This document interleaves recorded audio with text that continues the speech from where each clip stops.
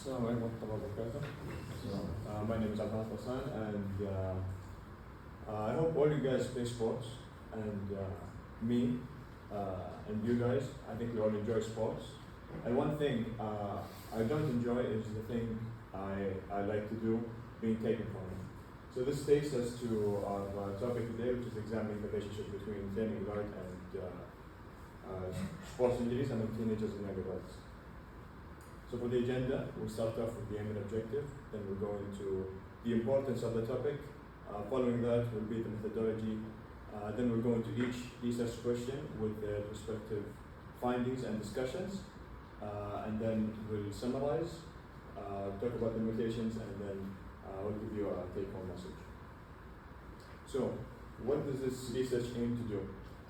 First, we need to educate teenagers and young adults on the risks of injury from training load, and also we'd like to live in an injury-free community. Why is this important? Well, because most injuries occur in youth.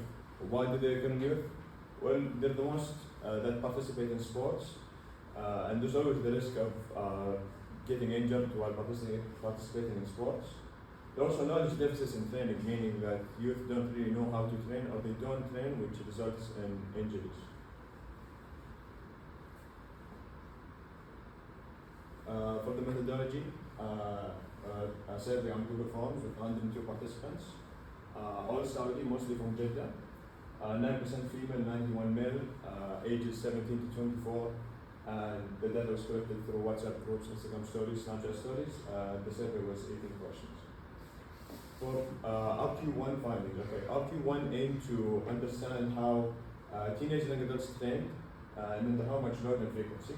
So as we can see, frequency, meaning how many days per week did they train, and we learned that they train 4 to 5 days per week. And for intensity, we found out that they train moderate to intensely.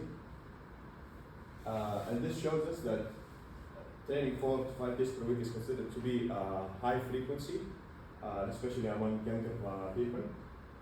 Also that they're pushing themselves by training intensely.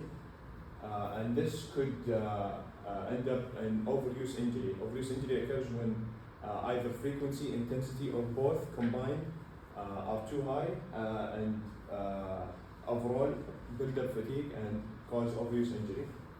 And this is supported by a study where they studied young athletes and showed that excessive stress with insufficient recovery resulted in overuse injury. RQ2 aimed to understand which body parts and types of injuries happened, and we learned that the most common type of injury were actually muscle strains, with half of the participants having experienced it, and also the most injured body parts were the ankle, knee, and shoulder, with 2/5 of the participants agreeing. What does this mean?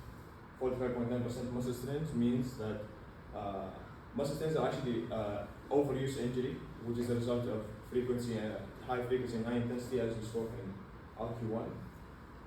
And also the knee, ankle, and shoulder are all joints, and as we've learned, that joints are considered to be more vulnerable than other parts of the body, since 2/5 of them have gotten injured in their joints.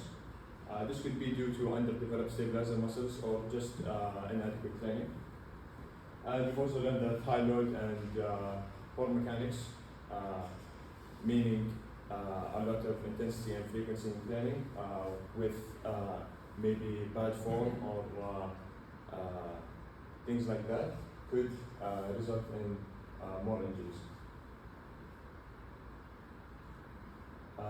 This is question number 3, aim to understand how to modify training and use recovery methods to help reduce the risk of injury.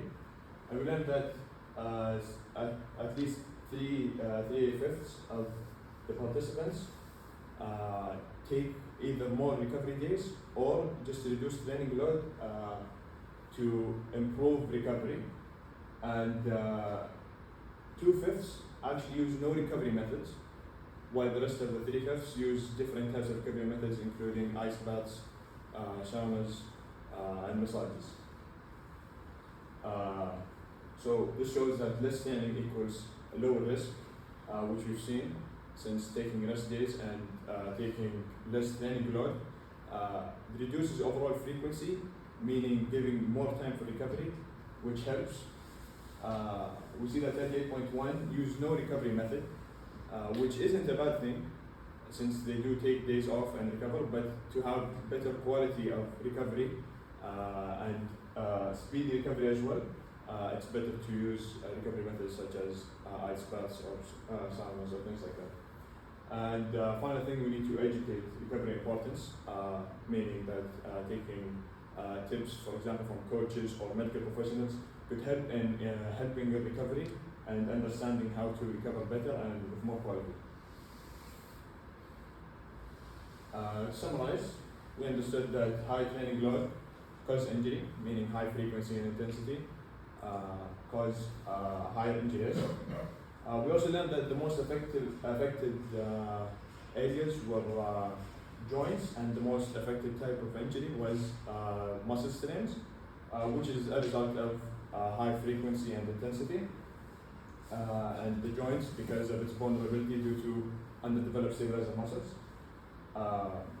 We learned that decreasing load does help in injury prevention, but we also learned that the lack of recovery method use among young athletes could also boost the potential of recovery that could happen.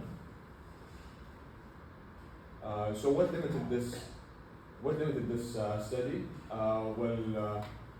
The study asked no question about the exact sports participation, because sports can differ. Some sports are contact, others are non-contact. So football, for example, might have more injuries than, for example, tennis. Also, the direct cause of injury. Did the athlete himself injure themselves? Did somebody injure them? Did they fall? Anything of that sort. Also, the frequency of recovery utilization. How many times a week did they use the recovery methods? Twice, 3 times? It wasn't specified. So, for the take-home message, you don't realize what you have until it's gone.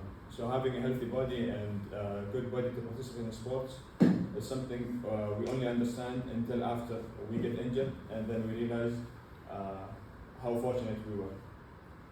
These are the references. Thank you for your attention. Are you going to ask any questions? Okay.